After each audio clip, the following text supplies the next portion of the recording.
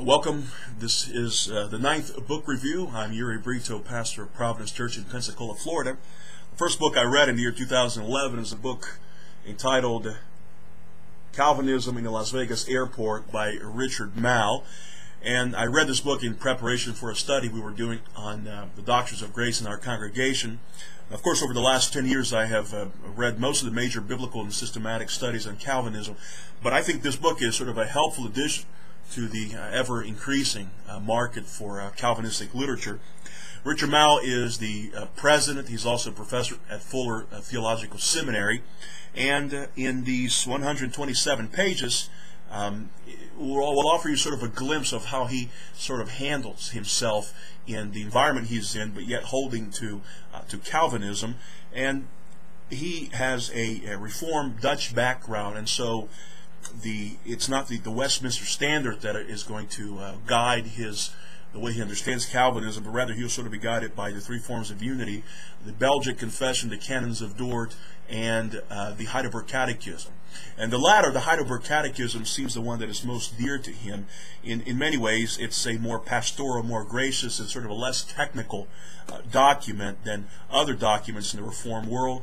And it sort of defends a Calvinistic soteriology in his perspective, the way that is presented and manifested in a much more gracious fashion, rather than the pugilistic sort that is so common throughout Calvinistic literature throughout the centuries. He writes on page 18 that we are attracted to Calvinism, but we regret the fact that there are so many people who have such a distorted view of Calvinistic thought and life. The desire in the book, as he writes, is sort of to bring about a more appealing understanding of Calvinism, rather than the fighting tone that is so prevalent in these types of conversations. And I really believe that he succeeds in making Calvinism appealing in the sense that he offers various pictures and images for the common man to grasp these very important doctrines.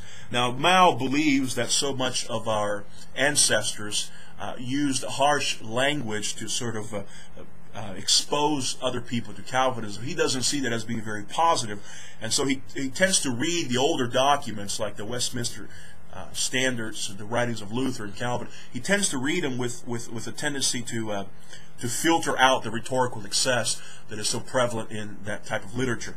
And an example he uses of what he considers to be a humble Calvinism is the example of Charles Haddon Spurgeon. He quotes him again and again throughout the book. He believes that Spurgeon was forceful when he needed to be, but that he was persuasive because he knew how to win the non-Calvinists with wit and wisdom rather than disrespectful rhetoric.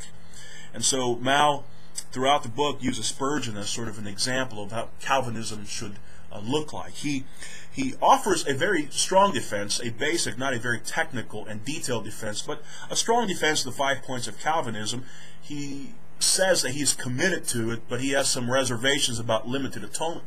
He doesn't deny limited atonement. He just believes that it can be expressed in a fashion that doesn't sound that doesn't minimize so much the work of Christ. And he views it as sort of a shelf theology. And I have problems with that, because in his mind, it's not the first thing he would throw in people's faces when they ask about what Calvinism is. I understand his motives, but we shouldn't and we can't really minimize the necessity of the atonement of Christ and to whom it is efficacious, and if we're going to discuss the doctrine of Calvinism. And so he is concerned in how Calvinism is presented, and so that makes him a bit more flexible in how he fleshes out some of these ideas. Now, what was positive in the book?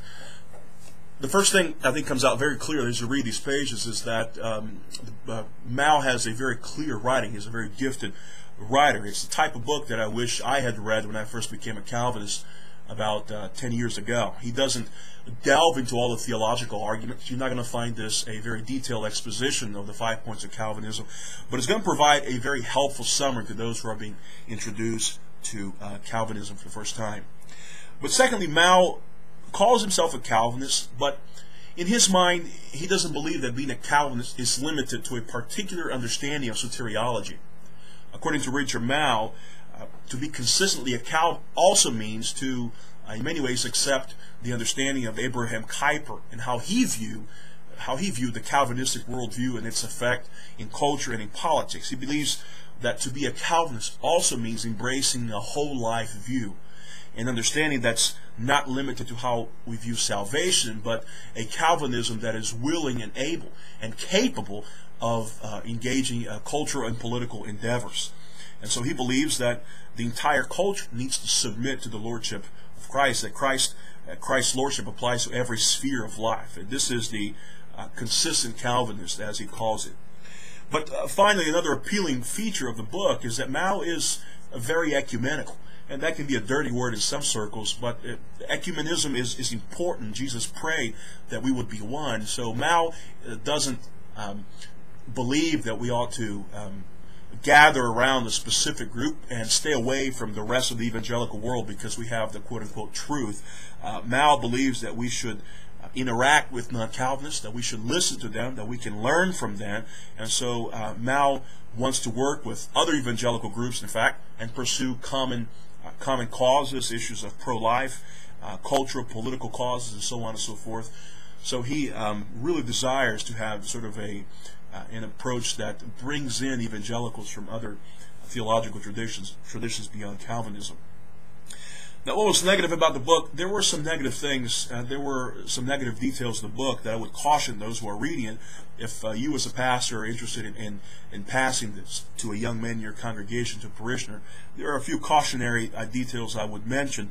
The first one is that I think from my perspective this might be a minor issue, but he commits sort of the same frustrating errors that I see in so much of Calvinistic culture, Calvinistic writings today when dealing with, let's say, passages like John 3:16.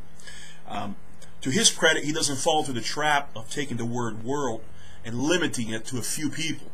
But at the same time, he doesn't see the cosmic implication of the death of Christ, and how the death of Christ is being applied to an elect people. That this elect people is not a small number of people. It is a number that encompasses an innumerable amount of people from every tribe, tongue, and nation, as Revelation tells us. It is a cosmic understanding of the salvation of God throughout history, that his death is not limited to be applied efficaciously to a few people, but it will be applied efficaciously to a large and growing and ever-increasing number of people till, by God's grace, we'll have a world that is largely Christianized.